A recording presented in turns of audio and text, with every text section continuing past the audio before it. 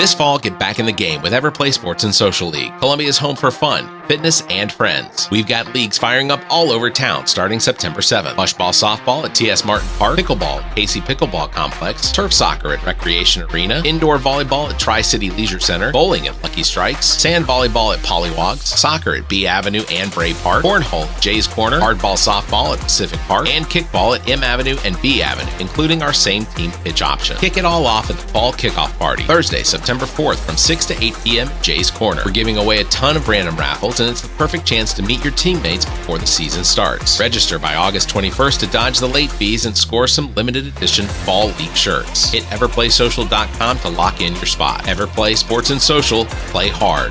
Party harder. Hey everybody, Barrett from the All About Nothing podcast. Look, one of the things we love to do is shout out small businesses doing cool things. And ZJZ Designs is one of them. They make these awesome seasonal and themed t-shirts, and they're not just eye-catching, they're high quality. I've ordered a few, and they've held up in the wash after wash. Plus, it feels good knowing I'm supporting a creative shop, not just feeding the Amazon machine. So if you want something fresh, funny, and made with a little extra heart, hit up ZJZDesigns.com. You'll definitely find something there to love. ZJZDesigns.com. Check them out. Get ready, Columbia. Soda City Comic Con 2025 is turning up the heat this summer. It all goes down August 23rd and 24th at the Columbia Metropolitan Convention Center, and the guest lineup is already packed with fan favorites. Let's start with Katie Sackhoff. Yeah, Starbuck from Battlestar Galactica and Bo-Katan Kryze from The Mandalorian and Clone Wars. She's a sci-fi icon and one of the coolest people to ever wield a blaster. Then there's John Heater, the man, the myth, the Napoleon Dynamite. From Blades of Glory to Surf's Up and everything awkwardly hilarious in between. He's bringing the signature charm to Soda City. And rounding it out, we've got Caitlin Robrock, the incredible voice of Minnie Mouse in Mickey Mouse Funhouse, Minnie's Bowtie Tunes, and many more. She's also voiced characters in Agrasuko, Amphibia, and Mr. Pickles. A true animation powerhouse. They'll all be there, signing autographs, taking selfies, and meeting fans all weekend long. And this is just the beginning. Even more celebrity guests are being announced. So keep checking SodaCityComicCon.com for the latest updates, guest lists, ticket info, and VIP perks. Make your summer unforgettable. Grab those tickets and come celebrate all things pop culture at Soda City Comic Con. The All About Nothing podcast may have language and content that isn't appropriate for some. Listener discretion is advised. Welcome, Nothingers, to the All About Nothing podcast. This is episode number 266. I am Barrett Gruber. We finally have made it into the month of August. And for most of you that live in areas where you listen to this podcast, chances are you noticed that it was August because you're probably melting too. And if you're listening to us south of the equator, congratulations. Your Christmas will be in the summer. Please subscribe and share the show.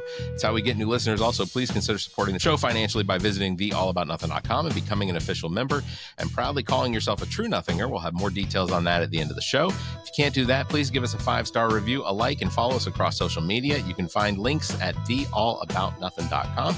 Real quick, I want to remind everybody, Putt-Putt Like a Pro at the 10th Masters of Putt-Putt Friday, August 22nd at Frankie's Fun Park. You can get your team signed up by August 21st and don your best themed costumes because the best dressed team also wins prizes. Make sure to arrive before 6:45 because they tee off sharp. Also want to remind everybody that the Soda City Comic Con is coming up August 23rd, 24th. That is this month at the Columbia Metropolitan Convention Center. Go to sodacitycomiccon.com. Also, there are VIP tickets available, so you want to do that.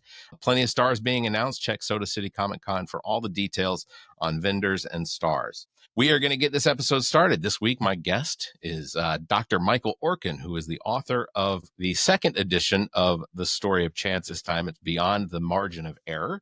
He has a BA in mathematics and a PhD in statistics. Welcome, Dr. Orkin, to the All About Nothing podcast. How are you? Thank you, Barrett. I'm glad to be here. I'm glad you're here. I've listened to several of the podcasts that you've done, and I feel like they all open up with some sort of a quiz on what it is statistically likely to either be struck by lightning or statistically likely to win the lottery or a shark attack. I want to go a little shallower than that. Food poisoning. Okay. What's the likelihood of food poisoning because of bad meat? Gee, I don't even know the answer to that. There's a great website, which is called the National Research Council or something like that has those things. What's the chance of dying by weird things? Like, what's the chance of being killed by a hornet, wasp, or bee sting? Or I'm way up there on that one. Yeah. I am allergic to yellow jackets. So. Okay. Or what's the chance of being struck by lightning? That's one that everybody talks about. And other things. What's the chance of being killed by being by hot water, by scalding water? All kinds of things. If you're interested in those things, you can find them on that website. Yeah. No, I'm glad you didn't actually know off the top of your head, because I feel like that's probably a party foul is you walk in there and everybody's having drinks and they say, oh, Dr. Orkin's here. He's probably going to tell us about what the likelihood is of falling down these stairs. You know, that isn't really necessarily why you're here. Your book, The Story of Change Beyond the Margin of Error, Story of Chance. Sorry. You know what it is? It's my poor handwriting, but The Story of Chance Beyond the Margin of Error, available on Amazon. Check the show notes for links to make the purchase of that. But this is the second edition of this book, and basically I went through and did just a quick reading through it, and randomness and probability, casino and gambling strategies, polls and statistics. One of the things I am interested in and that I watch as far as like television programs and things like that are some of the programs where there is some extremely intelligent gambler who knows how to read the cards and things like that. But before we get into that, please tell us about yourself, like where you're from, how this all came together. Okay, well, I grew up on the East Coast in the Washington, D.C. area, and sort of knew about Berkeley, California. Back in those days, it was a well-known place. And I was interested in math, and they have a good math department at Berkeley. And so I decided to go there. Also, it got me as far away from home in the continental United States as I could get. Not that I had any big conflicts with my parents. I just wanted to be on my own. And so I became a math major, and I was planning just to go work for IBM for a while in the summers. And so I was planning to just go back and work for a computer company when I graduated. But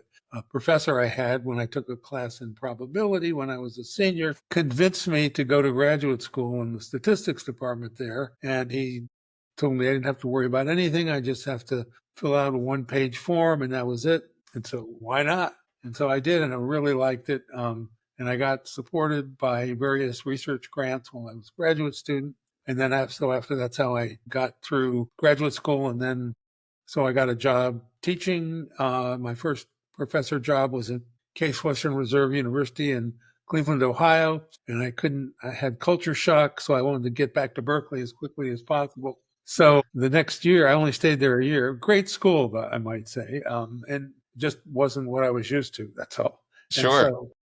Then I got a job at California State University, Hayward at the time. It's now called California State University, East Bay. So I stayed there for a long time, then started getting lots of consulting jobs. So I left and did consulting for a few years. And then I wanted to get back into teaching, especially online teaching. So that's what I do now, among other things. And I teach at Berkeley City College with Berkeley. Let me ask you about the consulting. When it becomes, what exactly was your job function as a consultant? What was it that you did? Well, I've had a variety of consulting jobs. To start out with, I was consulting mainly with attorneys and who needed a statistical expert.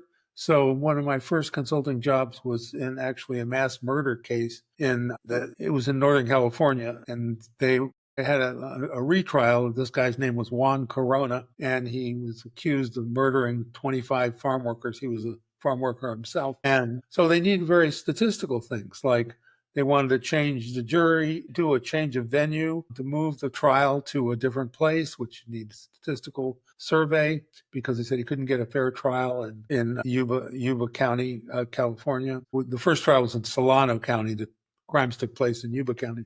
And then they also wanted to challenge the racial composition of the grand jury that indicted him, various things like that. And then I developed a computer system during software. I wrote a software system during sort of the pre-trial time, which was like a search engine before there were any search engines, in which there were like 50,000 pages of police reports from the time the crimes were committed, which was over about a 6-month period. And so I wrote a search engine which allowed the attorneys to go through and quickly just say any item, like the Guadalajara Cafe, where there was a weird incident, and it would immediately pick all the police reports that had that mentioned. Okay. So they did that. So there are various statistical chores, a lot of them having to do with challenging this or that, like the grand jury composition and looking for a change of venue. So I had a number of consulting jobs like that.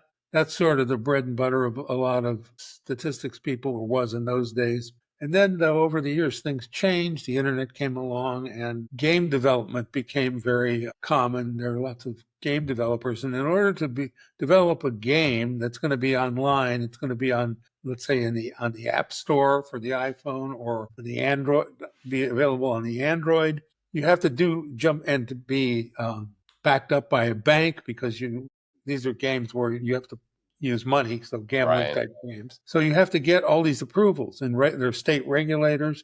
And one of the regulations that's sort of not uniform across the states, but is fairly common, was that the game has to be a game of skill, not a game of chance. So that's sort of being relaxed. But how do you show that a game is a game of skill and not a game of chance? Well, somebody like me has to analyze it, because there are some games that like the game of craps, where you roll dice, that you can show mathematically in about 10 seconds that that's a game of chance. But how do you show that a game is a game of skill? Well, you could say that games like bowling and golf and football and tennis are games of skill, or chess and checkers. But most of the games being developed it's not so clear. And so I would have to write a report showing that this game is a game of skill.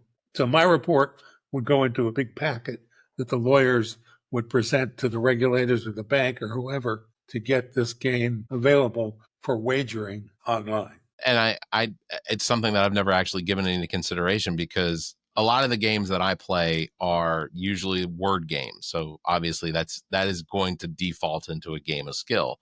Right. What sort of games, I guess maybe like gambling games or card games or something like that, those would be typically the games of luck, right? Well, a lot of card games, yes. But for example, blackjack is sort of a debatable game, because back in the late 1950s, computer simulations showed that you could exercise some skill if you learn how to count cards as they're being dealt out of the deck in a certain way. So Ed Thorpe wrote the book Beat the Dealer. He was a math professor back in 1962, still in print. So blackjack is one game where you can argue that there's skill involved. But mostly I haven't had to deal with card games. A lot of the gaming that goes on online is somehow related to sports betting. Sure. That's happened over the last few years. I mean, FanDuel and DraftKings are these enormous companies now. Ever since the internet gambling on sports became legal on a federal level, the states can decide for themselves. So, for example, here in California, it's illegal to bet on sports. In Nevada, it's been legal for a long time. Right. The laws are very weird, and things are grandfathered in. For instance, in California, because of various political reasons, you can't bet on sports. Political reasons, like most of the casinos in California, are run by directly or indirectly by Indian reservations, and they have a very strong lobby and don't want sports betting to cut into their business. Also, horse racing is legal in California. There are a number of racetracks. There's one up near here, Golden Gate Fields. But why is horse racing any more a game of skill than betting on sports? Some people argue that horse racing is a sport. Well, the answer is, if you look at the law specifies all these reasons for games that would be considered games of chance and therefore not allowed. And then at the end, it says, except for horse racing. So that's what's known as grandfathering something in.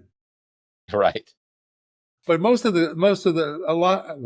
of the clients that I've had in the last few years have been doing things like, for instance, I have one client that I did a number of projects for, who has software that allows you to organize your own pools for sports, like football pools, basketball pools. And then there are others that do things that are not quite betting on sports, so they get around the laws, involve sports. And so, I have to analyze those. But what I have to do mainly is look at player data and see if there's some players who in the trial data who do better than chance. And so that's sort of a statistical argument that this is a game of skill, or at least a game where some people who work hard and study how the rules are set up can do better than just if it were a game of chance. And so that's like a fundamental theme in statistics Then there's also a few companies that I've had as there's one big company in India that's taking classic games like bowling, things like that you can do online, just Sure. things that are,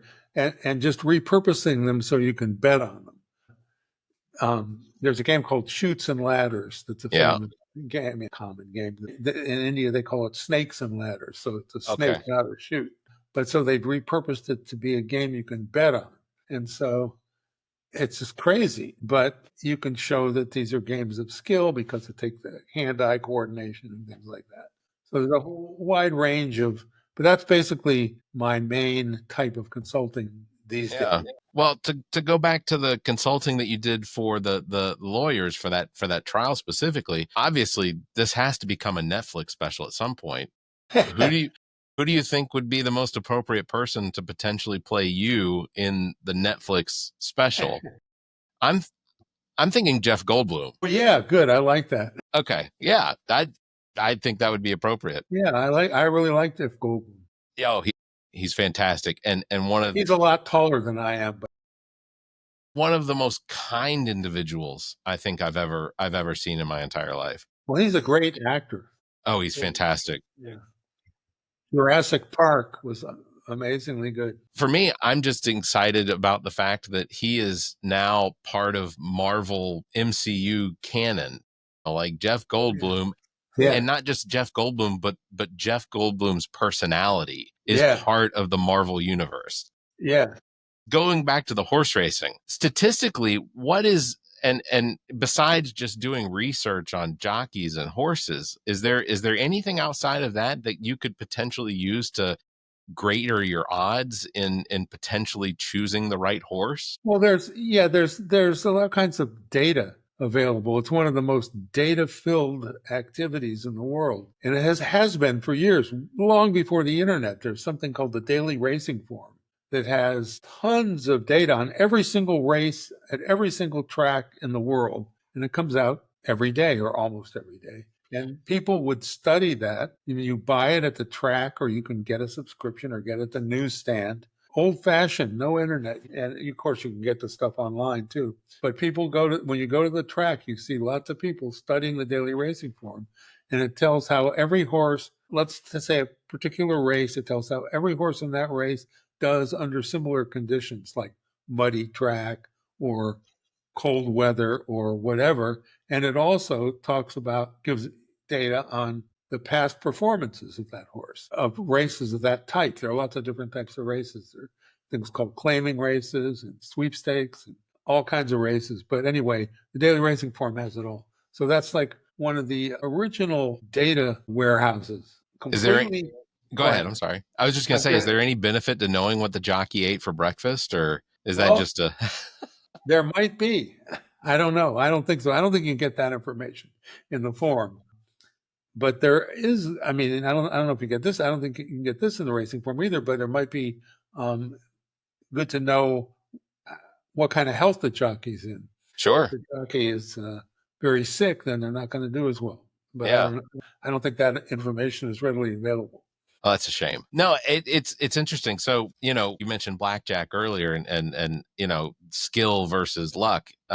So one of the things that when we would go on cruises, and I mentioned to you this when we did our pre-interview a couple of weeks ago, but like I would go on cruises as soon as we crossed into international waters and the casino opened, I would usually spend the first 6-7 hours in the casino playing blackjack.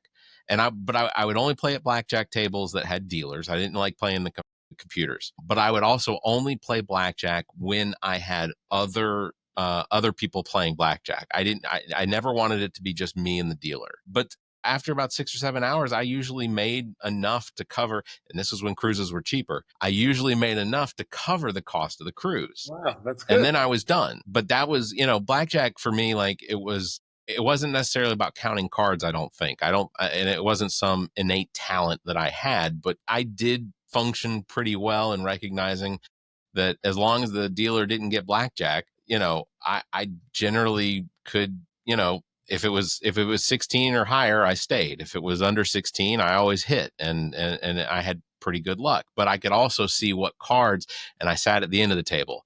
so I could see what cards the other players were getting, and that worked out to my benefit. Yeah, well, so seeing what cards the other players are getting means that you're sort of counting cards, maybe in a primitive way, but you are. And then there's something called the basic strategy where you don't have to count cards, or it becomes almost an even game. So if you're a little bit lucky, you'll come out ahead. But where you do things that have these rules, like what you were just saying, draw on any total less than 17, that is 16 or less, and hit on higher totals, just sort of in general. And that gets refined when you start looking at the basic strategy as Thorpe outlined it.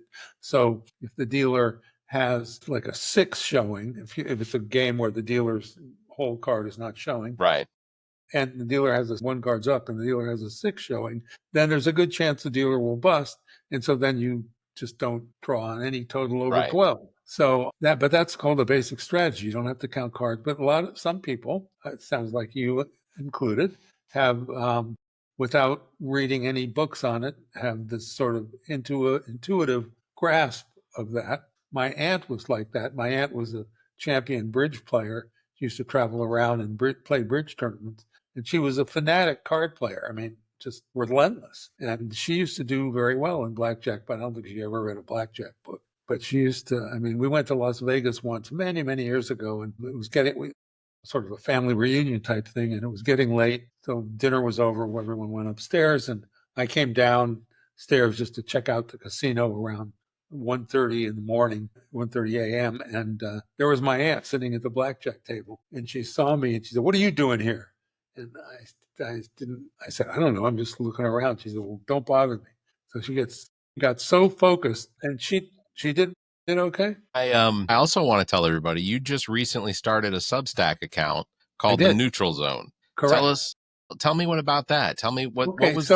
So my book, The Story of Chance, by the way, you called it The Story of Change before. The chance. But that's interesting because some people think that change can only come about due to chance, randomness. So anyway, that was a nice lead. Yeah, so the story of chance, here it is. Yeah. Beyond the margin of error, it's got some statistics in it. It's got math in it. And I use it, in fact, as a textbook in my classes. So I thought it might be nice to sort of distill some of the stories in the book and have a Substack without any math. And so the Substack stories are sort of, some of them are excerpts from the book, not all, but some are excerpts from my book without the math. Anybody can just read it as a nice story. So people who are interested in Substack can just go on Substack and look for The Neutral Zone. Everything I put up there so far is free. So you don't have to worry about being a subscriber yet. Yeah. No, please cash in where you can. Yeah. So 100%. I'm putting up a new story tonight, probably. If all goes well. I enjoyed reading the first one that I saw, which was, of course, talking about vaccines and whether or not they cause autism. This is something that's obviously been in the news. It's been politicized. Right. We now have a guy that's in charge, Robert Kennedy Jr., who is Robert Jr. Kennedy, whatever, obviously is a vaccine denier. He has been a vaccine denier over the course of, I guess, since it became popular. I don't know if it's been that way I don't know if he's been this way his entire life. He's significantly older than me, but at the same time, even in my generation, I'm 46, I have seen celebrities in this generation also become vaccine deniers. But, that's one of the things you also discuss. And it's such an interesting topic, but there isn't any valid data to support the idea based on medical science. There isn't any data to support that vaccines cause autism. That's correct. And in fact, one of the problems is data is so accessible these days that people like RFK Jr., who's now unfortunately the head of Health and Human Services. Before he became a vaccine, he calls himself a vaccine skeptic, or he did at one point, not a denier, although that's just playing word games. Well, in his defense, I don't deny that ghosts exist. I'm skeptical. Right. So that's sort of where he's coming from. But he's talking about a very serious area. And so, for example, the example I give in the Substack the story I give is about the measles, mumps, and rubella vaccine, which has been around, the MMR vaccine, as it's called.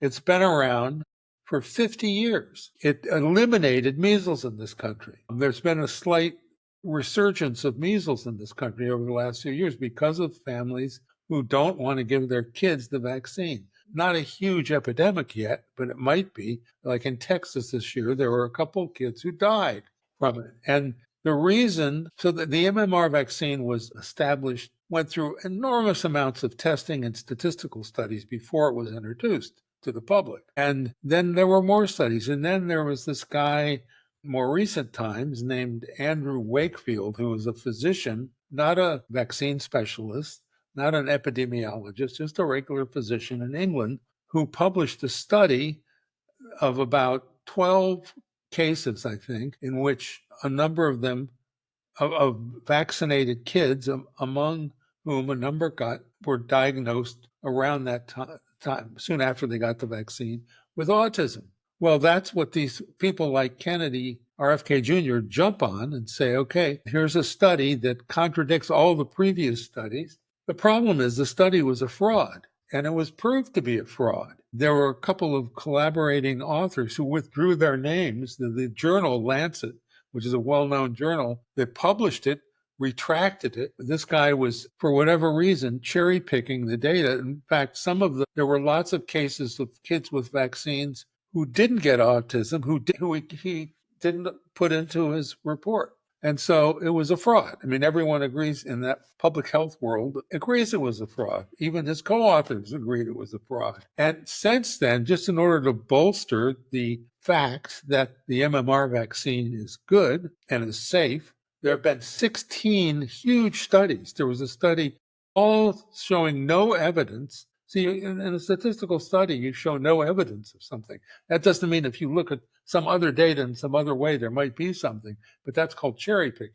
There was one study in Denmark, a 2-year study. These studies are very expensive. These clinical trials are very expensive, and you have to have a control group and an experimental group, which is difficult in situations like this. The one in Denmark looked at every single child born in Denmark to a Danish mother over a 2-year period. There was, I think more than 100,000 births, 500,000, something like that. And they were because the study was so large, they were able to break it down into different categories, different groups, mothers who smoke, older people, whatever. And in none of the ways they sliced and diced the data did they find any evidence of autism caused by vaccine. And there were, like I said, 15 other big studies, I'm not talking about the smaller ones, that had the same conclusion. So none of the studies show any evidence of the MMR vaccine causing or even being related to, other than they're both the vaccine is given around the same time that autism is diagnosed.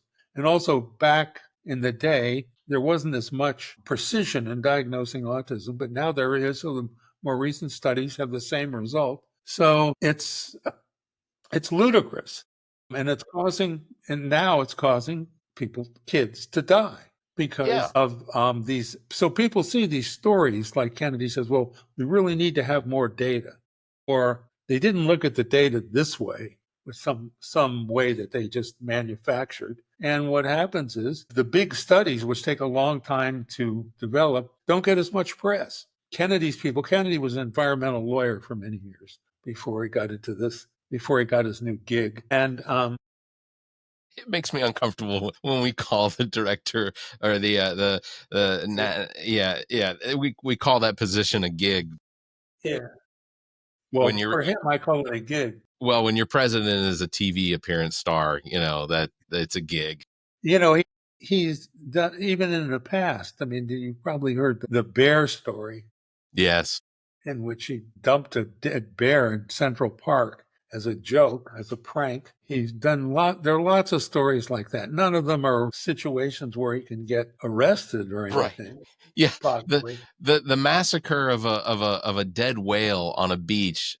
Yeah. Not in itself probably a big crime. I mean, I think the natural resource, they had some issues with something, but ultimately the crime was committed against his children, who had to sit in the car as the whale was dripping onto them.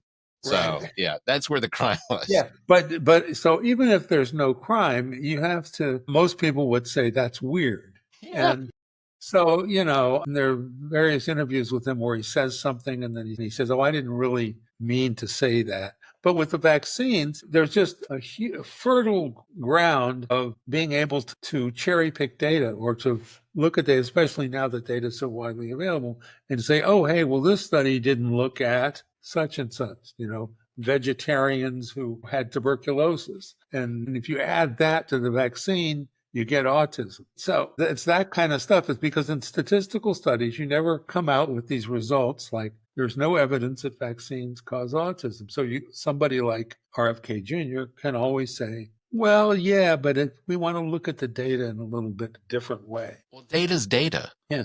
So, and the thing is, though, there's this thing why do people win lotteries like the Mega Millions lottery or the Powerball? Yeah. Because the chance of winning the Mega Millions lottery is about 1 in 290 million.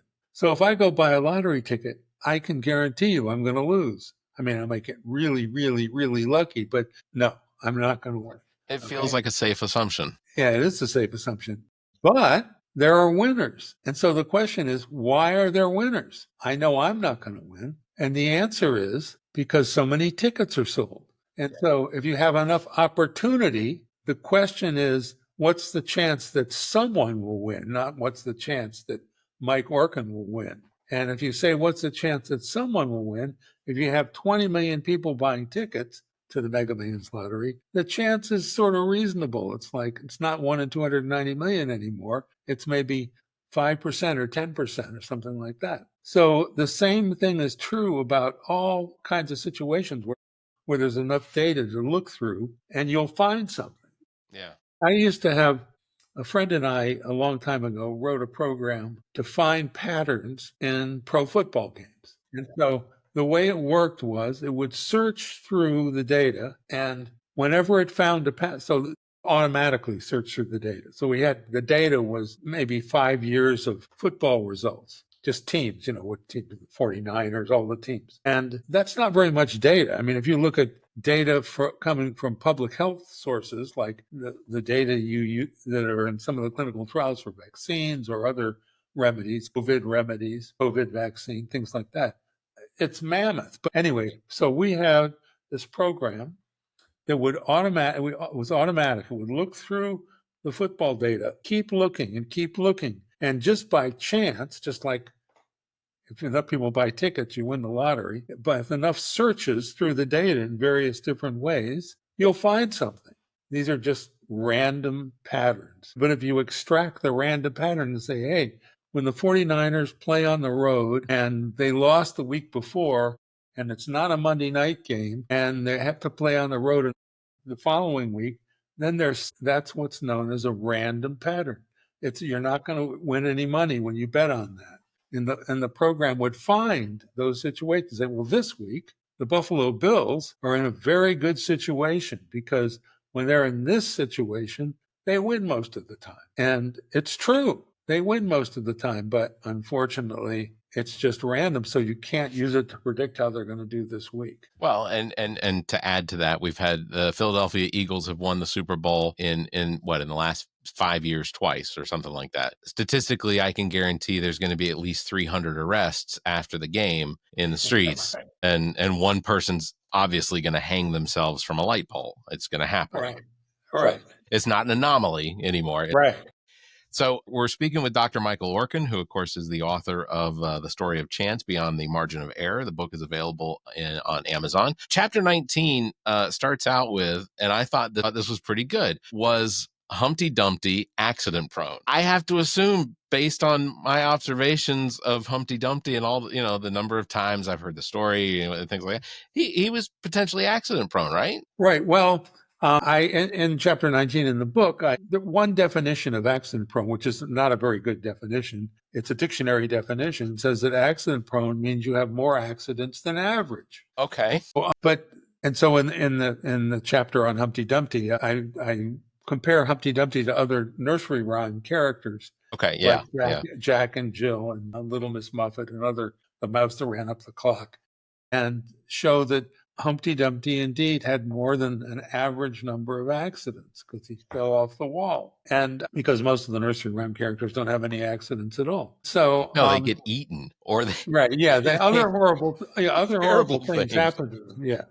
But along came a spider and sat down beside her. She didn't have an accident, she just ran away. Yeah.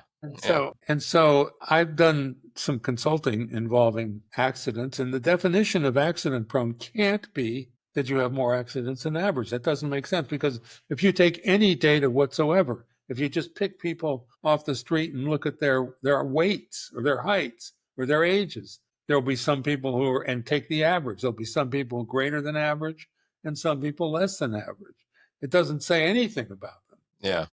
To say that if you're accident prone is a serious thing, because you can get fired from your job, you can lose your insurance or get your insurance rates raised. So you don't want to be labeled as accident prone. So saying that you have more accidents than average is not a very good definition. Yeah, it has to be more than that. It has to be outside the margin of error, so to speak, which is the title of my book. In terms of how many accidents you have, it can't be within the range of chance, which is what the margin of error means. And so I had a consulting job a few years ago. The consulting job was, the client was the attorney of this woman who was fired. They were trying to fire her from a job with this huge company because she was accident prone. So it's a serious thing. And so we looked at the data, and she indeed had some accidents, no serious accidents. This was a huge company with thousands of employees all over the country. I won't name them, the company. And she indeed had more accidents than average, or so it seemed. But that's not a reason to say that she's accident. So the way it worked is we had to see a meeting. We had to all meet with the attorneys and me had to meet with a mediator to talk about it before going to court. And so their statistician had some data showing that she had more accidents than average. And so I made the point and said, you collect any data and look at the average, and you'll find some bigger than average and some less. It doesn't have anything to do with anything. It's just a math thing. He then revealed that we asked how he got that average. And he said, well, from all the employees in the company. Well, it turned out that about half the employees had desk jobs, sitting in front of a computer all day. And the other half were out working on the outside. Right. But he lumped them all together.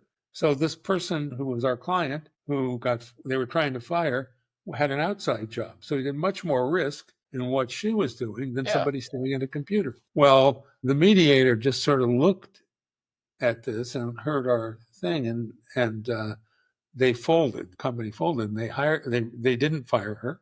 They retained her. The mediator said, this is not going to trial. This is ridiculous. And she's still working there.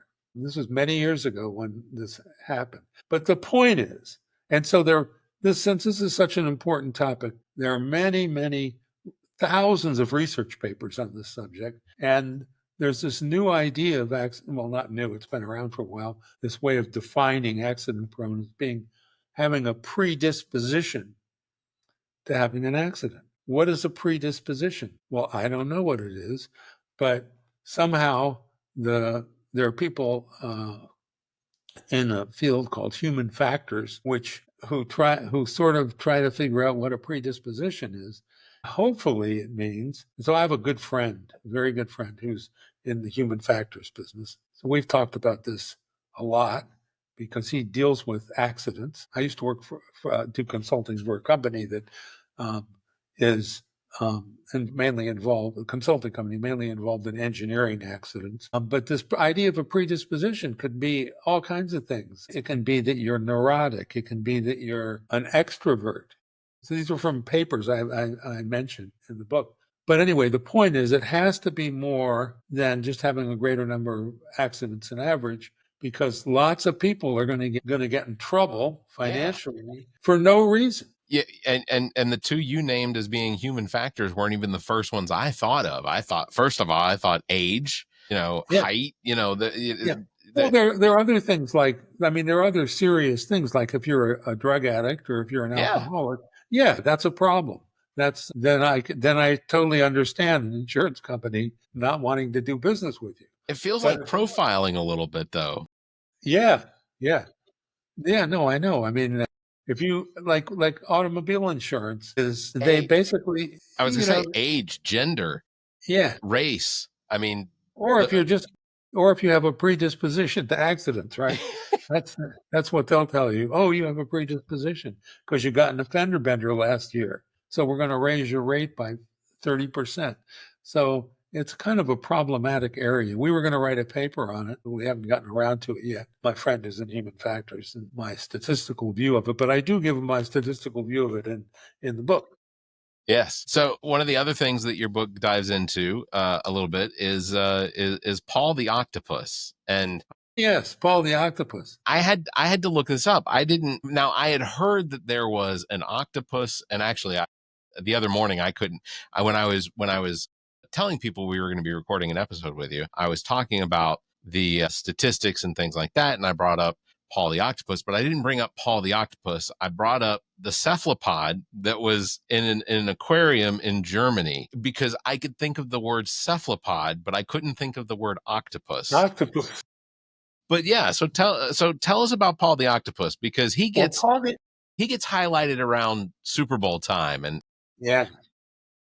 Well, yeah. So Paul the Octopus was a cephalopod. He was an octopus who was at an aquarium in Germany, and he was trained. They trained him to try to pick the winner of a soccer match by selecting one of two food bowls. And so there are two teams in a soccer match, so they'd have two food bowls, one for one team, one for the other team. And Paul would choose one of those food bowls, and to get some food. And if the food bowl that he chose was assigned to the team that won the game, that was good because he's predicting who's going to win. So over the course of a season, including some playoff games and stuff, and it was in European soccer games, he picked 12 out of 14 winners. And so that's pretty good to get that good if you're just guessing. So the question is the same question that I have to answer when I look at this, when I try to decide if a game is a game of chance or a game of skill. The question is, was Paul the Octopus skilled or is he just lucky? And so you would think, how can an octopus be skilled? And so the way you do it statistically is you compare Paul's result to random guessing and see if it's likely to happen within the margin of error for random guessing. Well, it turns out the chance to get 12 out of 14 or better right, which is what Paul did, is about 7 in 1,000, 0.007. Wow. It's 0.006 something, but rounded off, it's about 7 in 1,000, which is statistically significant. So statisticians have to draw the line somewhere to say whether something is beyond the margin of error, beyond chance, and something weird is going on or something significant is going on, or if you're looking at things as chance versus skill, when you decide that there's skill or cheating going on. Usually, so classically, the line is drawn at 0.05, 5 in 100. Well, 0.0067, rounded off to 7 in 1,000 is way, way lower than 0.05. So a statistician would say, whoops, that Paul is not just guessing. Now, of course, there are things that you have to consider, like in these games, it's usually a favorite and underdog. Maybe Paul's handler put the good food in the favorites bowl. Right. So there are things like that, cheating, not by Paul, but by the person who's making money off of Paul. And so you could argue that that's just, it's just a scam or a trick that Paul's handler is doing. But that doesn't really a satisfactory answer because there are lots of people paying attention to this when Paul went on this winning streak. So let's go back to the lottery analogy. Why do people win the Mega Millions lottery? It's not because they have skill. It's because so many people buy tickets, and somebody is going to win if there are enough tickets sold. So luck, I like to say, is a group activity. Given enough unlucky losers, there's going to be a lucky winner in that group. So if you have a large enough opportunity factor. So it makes one think, well, what if it's not? So it can't be just Paul who's making these picks, because it's very interesting. People read the papers or read whatever they read online and and they're interested in the story about Paul the octopus picking winners. So you think there must be other animals who are also prognosticating. So just in that one article that I mentioned, that I mentioned in the story, there were about 5 or 6 other animals picking the same games, and that was just in this one article. I'm sure there were lots of others. There was an anteater and a cat and various other animals picking food bowl to try to pick these games. So it's quite so if you look at if there are just 10 animals altogether picking games the way Paul was, the chance of somebody doing something that crazy, 12 out of 14, goes up by 10 times. So it's no longer 6 in 1,000, it's 6 in 100. And so the question is, so the thing to look for is what is the opportunity for something like that to happen. And in the case of Paul the octopus, there was plenty of opportunity in the context of lots of other animals picking the same games. I go back to the lottery, and just as an anecdote, I can tell you that when I worked in an office, this was before COVID, when the lottery would reach a certain point, whether it was, half a billion dollars, if it was $500 million, then a lot of people in the office would participate, and we'd all go in on it. But we wouldn't use the random pick, which statistically, what I would do is I would go through and I created a database of the last 100 weeks of all of the numbers that were picked. And I would pick numbers that statistically came up more often for the first half of the tickets. And then the second half of the tickets, I would pick the numbers that hadn't come up more often because just playing the odds that they're due. That was my thought there are process. Two things you're talking about: numbers that are due and numbers that are hot. Right. The ones that come up a lot. Yeah. So those are two things. Now, of course, the lottery, if the machinery is properly maintained, and there's no cheating going on, then it's all random. The winner is just a random thing. Right. And so it doesn't matter if you keep track of the numbers that are hot and the numbers that are due. It makes no difference for the next drawing. It's all just random. The thing that makes a difference is how many people buy tickets. Right. Because there will be a winner if lots of people buy tickets, depending on what the chances of winning. And that winner is just lucky. Now, of course, there's nothing wrong with being lucky. Well, here's the thing I found out was against the rules was I was doing all of that on company time. So,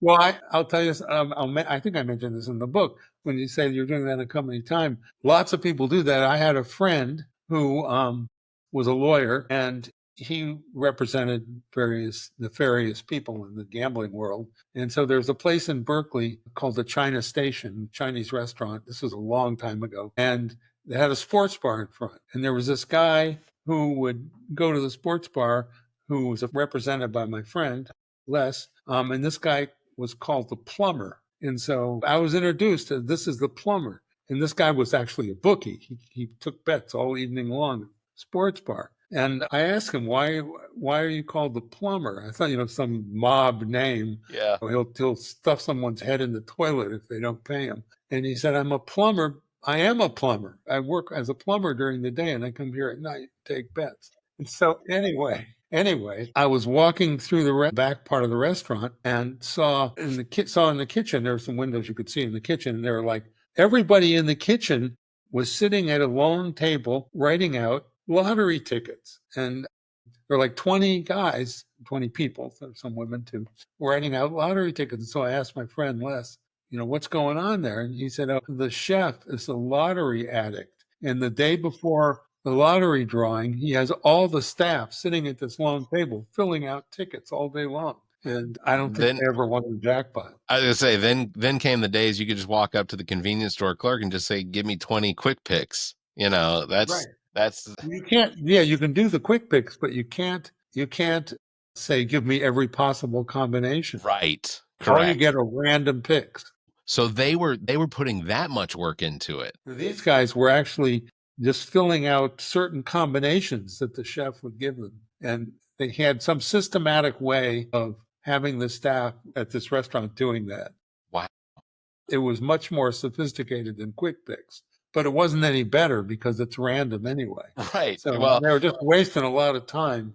The most obvious follow-up question was, what was the DHEC grade for the restaurant? Well, they did it during the off times or late at night. Sure, but was it a good restaurant? Was it a Yeah, good? it was a good restaurant. Well, Yeah, it was a good restaurant. Honestly, that's one of the things about San Francisco and like the whole Bay Area is the food is you find some of the best food. And I know it sounds stereotypical for me to say it, but California burritos, San Francisco burritos, the uniqueness is something that like I look forward to every time I visit San Francisco or Oakland or Richmond or whatever. I think that it's incredible. The food, there's great food on all out here where I live, which is a half hour from Berkeley. San Ramon was part of the Tri-Valley area. San Ramon, Dublin, Pleasanton, and there are a couple other cities, Livermore, Danville. Great food. Yeah. Absolutely great food. And that place that I mentioned, the China Station, was a great Chinese restaurant. It's no longer there. Right, it was called the China Station because it was right by the Amtrak. There's an Amtrak station. Just if you walk a block and you'll get that. And not far from there was this place called Brennan's, which is, I don't think it's not there anymore, but it was another long-standing place where it was like a Hofbrau, but lots of gamblers went there. They hang out at places like that. Well, I can tell you this, that your decision to stay or move back to Berkeley after your time in Ohio, even if it was just based on the food, I can't blame you because there's nowhere in the world that people like there's nowhere in the world that's like Ohio that could potentially ruin them with food more than Skyline Chili. So, well, no, I'll tell you, Ohio, when I was back there, Cleveland was very cold in the winter, very hot in the summer. There were a couple of Cleveland was at that time, it was a long time ago, broken up into different ethnic areas, and there were great Hungarian restaurants there, and there were also great delicatessens in what was called Shaker Heights, Ohio. So you get fresh bread and bagels and things like that, and then you could go to the Hungarian thing. So there was good food, but it was sort of focused on certain types of food. See, I spent 9 months in Dayton, Ohio, and Dayton, Ohio is a special place on the planet because I was there from like August until May or June the following year. And Dayton, Ohio has this weird environment where you don't see the sun ever, except for maybe 1 or 2 days in February. And that's it. So Dayton, Ohio is off my list of places that have almost any value at all. And they can come at me in the comments too. They know where they live. I met somebody from Akron, Ohio, which is that's close, about 40 miles south of Cleveland. And I was sort of complaining about some parts. I said, there's a lot of crime. It's so cold here. I'm from Berkeley. And he said, hey, you're lucky. I'm from Akron. He said, I'd love to go get a job in Cleveland. That's great. No, and I like Cleveland. It's just down the road from Erie. You have the lake. They have teams. It's not like Rochester where it has the smell. Is right? That's how I differentiate. And it's kind of, there are a lot of really good things about Cleveland. Yeah. But Cleveland, I was just homesick for Berkeley. Yeah. No, I don't blame you. I think that central Northern California Bay Area is absolutely beautiful, and I think you've chosen the right place. So I really want to thank you for the time you've spent with me today. And I know we've gone over what I told you we would, but I think that it's been absolutely an interesting interview. And I want to remind everyone that your book is available on Amazon. Check the links in the show notes. But it's called The Story of Chance: Beyond the Margin of Error. It is you mostly something you also use as a textbook in the college, correct? Yes. Now the book does not have problem sets in it. And what I do is, when I teach online, we have a platform that the students log into and they can see stuff, and I post problem sets and other things that aren't in the book. Yeah. And the book is mainly stories, but it has all the math for a beginning course. It's not it's just for an elementary statistics course. So the math isn't complicated. For my subs, like these stories that I told you about this evening, were are from the book. Anybody can get the book. And I try to sort of distill, like I said before, distill some of these stories and put them on Substack. As I said, tonight will be, I'm going to try to post the Paul the Octopus story. Very cool. Well, I'm glad we got to talk about it. And it'll be, you'll obviously have published that well before the episode comes out because, Right. you know, that's how we do our math. Statistically, Right. You'll be ready. Yeah. Well, as we like to do with our guests before we let you go, I told you before we started recording, we have a couple segments that we like to do. One of them is called 7 Questions. The other is we call it what did I call it? This is controversial opinions. Yeah, thank you. Obviously, controversial opinions requires my other hosts to be here because with controversial opinions, we give you our controversial opinions and then you have to choose which one you agree with the most. They aren't here to do it, so I'm going to do 7 questions with you. So these are 7 questions we ask all our guests. The first one is, what was the last thing you Googled? The last thing I Googled? What was the last thing I Googled? It was information on a restaurant near here. Okay, that's fair. I looked at the Yelp reviews. I don't blame you. Honestly, between Google and Yelp reviews, I think that I think that I'm likely to have a better experience based on the reviews. The number of reviews helps. More statistical data. That's right. That helps. Yeah. All right. Number 2, if you could have one superpower, what would it be? To be immortal. Okay. See, that's one of those ones I fear. And the reason I say that is because on TikTok, there was a filter that you could do. And every time I ran that filter, it said that I was going to live to be 999. I have never, ever wanted to be euthanized so much in my entire life than when TikTok came back like 7 or 8 times in a row claiming that I was going to live to be 999. Yeah.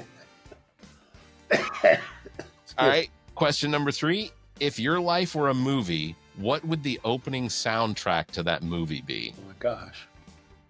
It would probably be the theme from Godfather. I just picked that. It would be one of the soundtracks from movies I really like. I just pictured. So, yeah.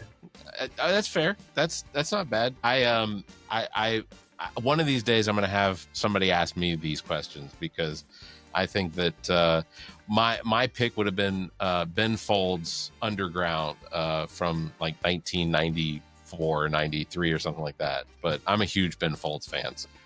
All right. Question number 4. If you could eat one food for the rest of your life, what would it be? Chicken. Prepared any special way? Grilled and barbecued. Because if you had said boiled, I was going to call the police. We have a sociopath on our hands. All right. Well, some chicken dishes are like fricassee chicken. Sure. Involves boiling. That's true, but there's preparation that comes after the boiling. Right. Yeah. Question number 5. What is your least favorite candy and why? My least favorite candy? Yeah. It would be some hard candy that I could break my tooth on. So you're not the guy carrying Werthers around in your pocket. No, although sometimes I have Ricolas, which are hard candy, but that's because I'll get dry throat. And if I'm going to be talking, like when I lecture to my class for a long time, I got to have something to lubricate my throat. I do not blame you. All right. Question number 6. What is one strange or unusual talent you have? Well, I have good intuition in math. That's good. Also, I was going to tell you, I studied applied mathematics in college. That was my major. So, excellent. Number 7. This is the last one. If you could have dinner with any 3 people, dead or alive, who would they be? Well, the first one would be that comes to mind is Einstein. Okay. And then probably there was a mathematician named Cantor, Cantor, who I guess he was in the 17th or 18th century. Anyway, he was a brilliant mathematician. When I was in graduate school, I studied some of his stuff. Anyway, he would be number 2. That's an interesting question. I just keep thinking about these different mathematicians, but let's just keep the mathematicians here. So number 3 would be Kurt Gödel, who was the famous mathematician who, in the early 20th century, who proved that you can't have a theory about everything. There are always some things that can't be proved from within that theory. That's good. So, no, and it's interesting because, every time we ask that question, a lot of people generally go with either celebrities or they go with, and Einstein, in my opinion, is a celebrity. Right. I get when you mentioned Einstein and then Cantor, the next one I thought of was, well, obviously Galileo should fall in there. Yeah, somewhere. Galileo or Sir Isaac Newton. Yeah. Of course, is another one. That would have been. I can think of. I could go on, but Gödel was a very interesting guy. When he was from, I guess, Austria, and when he was here, he came here to Princeton, and when he went to have his citizenship to become a citizen, he had a test to become a citizen. He was with John von Neumann, another famous one of the inventors of computer science. Yeah. Gödel went to the court to show that he knew the Constitution, and when he was there, he whispered to von Neumann that he had found a flaw in the Constitution which would enable the dictator to take over. This was like in the 1940s, and then when the judge started asking, whoever it was asking him about the Constitution, he said, he was great, he knew everything, but he said, but I have found a flaw. And von Neumann elbows him and tells him to shut up. We could have used that. That's right. And nobody knows what the flaw that he found was, but it seems relevant today. I feel like there's a possibility we could probably plug that into ChatGPT and maybe it would tell us what the flaw in the Constitution is. Right. I'm going to do that now. That is something we will probably discuss on so every Tuesday and Thursday we do what's called the Kinda Daily Show, where myself and Bill Kimler, who also hosts a political podcast here in South Carolina called Black, White, and Blue in the South. Every Tuesday and Thursday at 5:30 a.m. Eastern, we get together and go live so that we can discuss either politics or news or we can let him rant about how he didn't like the Superman movie. And then I use that as shorts across all of social media, and the attacks on him have been perfect. That's good. But all right. Well, Dr. Orkin, I am not going to keep you any longer, but I just want to remind everybody Dr. Orkin's book is available on Amazon. It is called The Story of Chance Beyond the Margin of Error. You can check that out. Also has a webpage, drmikeorkin.com. It's DRMIKE Orkin.com. Again, links in the show notes, as well as your Substack. We're going to make sure that people have that as well so that they can go check that out and subscribe. Well, anything else that you want to tell us about before we get out of here? No, that's it. Okay. Those are the main things, my website, but my Substack, I'm really into it right now because I'm trying to take all the math out of these things and have nice little stories. It's fun. Honestly, I think that the way you are doing the part you're doing is you're teaching, and you're doing it in a fun way. And I think that that's one of the biggest takeaways, is that people should go and look at this. My children they've already looked at some of the stories out of the book. So they've enjoyed it, and they're fifth graders. So, okay, good. If they take after me, then they'll have a life indebted to mathematics anyway. Yeah. Applied math. Right. Well, Dr. Orkin, I want to thank you again for being on the show. Going to close it out. That's going to do it for episode number 266. Links to all of our past episodes, podcast platforms, merchandise, and social media are available on our webpage, theallaboutnothing.com. And if you think our financial model of giving away free content and entertainment is silly and you're in the giving mood, why not become an official Nothinger and support the show? Members get early access to this episode as well as exclusive content. You can visit members.theallaboutnothing.com, or you can find a link on our webpage. You can also give us a one-time donation through the same link. If you'd like to be a part of the show, you can call and leave us a message, 803-672-0533, or email the show at theallaboutnothing.com. You can also join our Discord server, links found on our webpage. Thank you for listening, everybody. You all stay safe, be kind, keep your hands to yourself, and just to quote our president, and may every day be another wonderful secret. The All About Nothing podcast is a product of Big Media and produced and engineered by me, Barrett Gruber. Thanks to Cake for our intro music, Sick of You. You can follow Everything Cake the band at cakemusic.com. Thanks to Muff the producer for our outro music. You can follow Muff on Instagram at Muff the producer. You can follow me across social media by visiting Linktree/Barrett Gruber. And you can follow Zach King on Linktree/AAN Zach. Want to support the show? Visit our webpage, theallaboutnothing.com. frankiespunpark.com and become a member. There are several tiers available that give you early access to episodes as well as exclusive content. To find links to our social media, podcast platforms, and merchandise to support the show, as well as past episodes, visit theallaboutnothing.com. If you'd like to be a part of the show, you can email the show at theallaboutnothing.com, or you can call our number and leave a message. Dial 803-672-0533. If the time between these episodes is more than you can handle, check out our sister shows. What the Pod Was That with Carrie, Zach, and myself. Welcome to Wonderland with Ami. Politically Speaking with Erica, Kirsten, and Emily. And Black, White, and Blue in the South with Dr. Jameel Brooks and Bill Kimmler. Please subscribe and share this show. If you're on YouTube, please subscribe and punch that notification bell. Thank you for listening, and hear us next week. The preceding podcast is a product of Big Media, LLC, and is copyright 2025, all rights reserved. Hey everybody, it's Barrett from the All About Nothing podcast. Make sure to mark your calendars. The 10th Masters of Putt-Putt tees off Friday, August 22nd at Frankie's Fun Park from 6:30 to 8:15.